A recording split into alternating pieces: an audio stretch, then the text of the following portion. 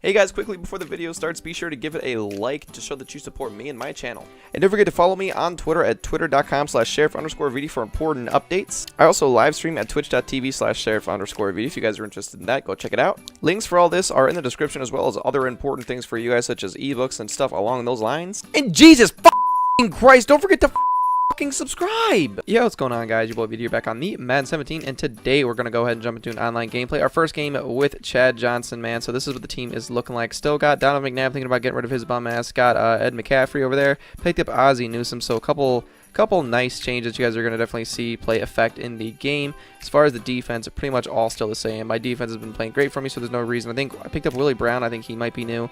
Picked up that Vic Beasley Jr. Dominican Stew, still around. Pretty much the same team for the most part, because they've been balling out for me so far. And then on specialists, you know, I've been using the same specialist for a while now, but I actually decided to put Tevin Coleman as my third down running back, because this man's a beast. I know he's an 81 overall, but he's got speed, he's got trucking, and he's got catching. So he kind of reminds me of David Johnson, but he's cheaper.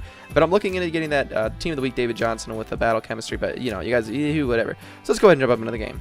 Alright guys, so jumping into the post-comp, I already played the game. That's what my team is looking like, our top three. It's been the same top three for a long time, except for when I had Herman Moore. That's his top three. He's got Lawrence Taylor, which is pretty cool, and Aaron Rodgers, and I already forgot what the third guy is, but what are you going to do about it? So he's actually going to be starting off with the ball. He's got most feared Cordell Patterson returning his kicks. He's going to start off with a nice dot over there into the seams, and he's going to run the ball right after that. And I kind of figured, like, if they pass first, usually they're going to pass a lot their first possession, but he proved me wrong, as well, you know, right there. But then he's going to go right back to the pass on second and short, then back to the run on 1st and 10. Seen it coming. Jadeveon Clowney is going to go ahead and wrap him up. Gain of 0, 2nd and 10. He's dropping back, looking over the middle of the field. No one is open, and he's going to have to end up eating the sack instead of throwing it away for some reason, and that's making it 3rd and forever. He's dropping back, lobbing it up, and thank you, come again. That's one. Patrick Peterson is going to have a chance at returning this one, but unfortunately, him down from behind and push him out of bounds, which is crazy because my quarterback, I'll take it. My quarterback never makes tackles going in the opposite way. They always just stiff arm instead of tackling. I don't know why. Is that a trait? Does your quarterback have to have a trait? Like, they can't tackle unless they have the tackling trait. But I don't know what to say. Cordell Patterson breaks off a tackle. And I kind of thought that he was going to take it around everybody right there and actually take it for 6. I was kind of freaking out. But he's got the double slant little thing going on right there. He's got Shepard and he's got OBJ. So they have the New York Giant chemistry. And that, I thought it should have been lurked, man. He's got Gary Barnidge at tight end. And Barnidge is kind of a beast, and you guys are going to see that a little bit later right there as he barely gets the ball off. He almost ends up taking the sack, and that's a dot. And Hopkins got that glitchy animation where he stood up, but he was already down, so he's going to run the ball, bringing up 2nd and 1, super short, and that's a dot. Bad users by me. I thought that I was going to be able to bait him by doing that, but nothing you can really do about it. Comes out in the toss. He's going to end up capping off the drive with a touchdown, but I'm okay with that since I stopped him the first possession. I get the ball at the end of half.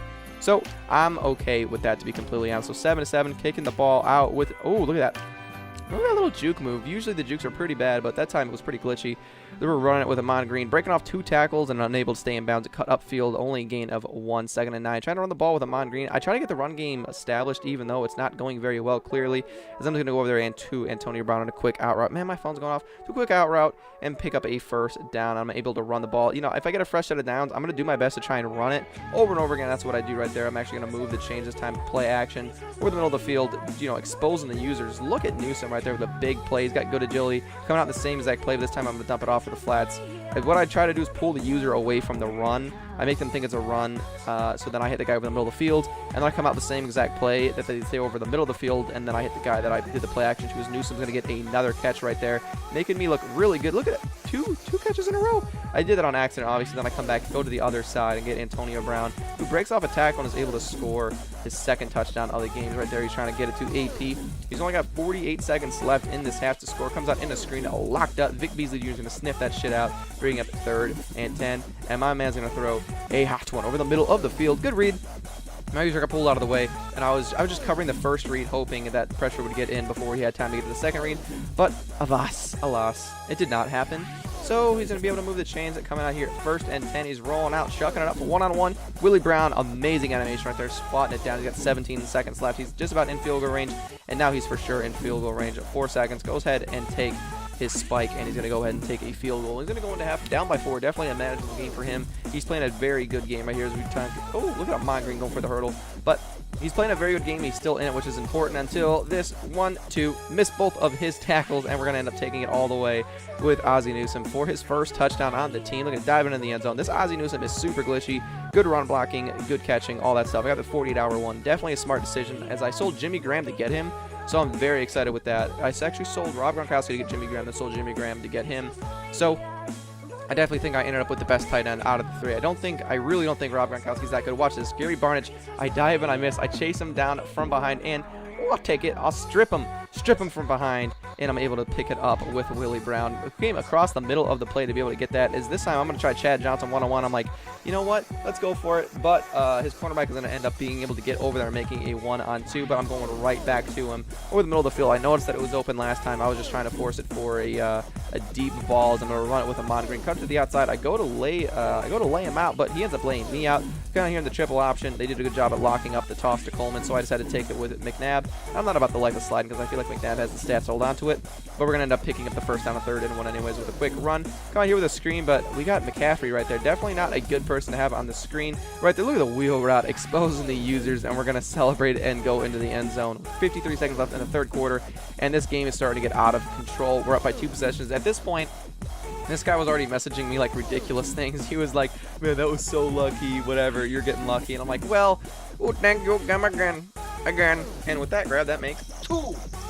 Yeah, so he said my users were trash, of course, and then he ends up throwing it right to my user, which I thought was hilarious. He just got done saying that my users were garbage, and then he ended up throwing a user pick, which I thought was absolutely hilarious. But this guy was freaking out. He's getting mad. I was like, he said I was getting lucky, and I was like, yeah, luck doesn't put you up 3 possessions, buddy. So 4th and inches coming out in the QB sneak, and I end up drawing him off sides anyways, man. He's getting nervous, and I get a fresh set of downs, running it right there with a Mongreen. Unable to find the hole. My blocker actually ended up messing up my run pattern, but this time we got a good running lane with Amon Green.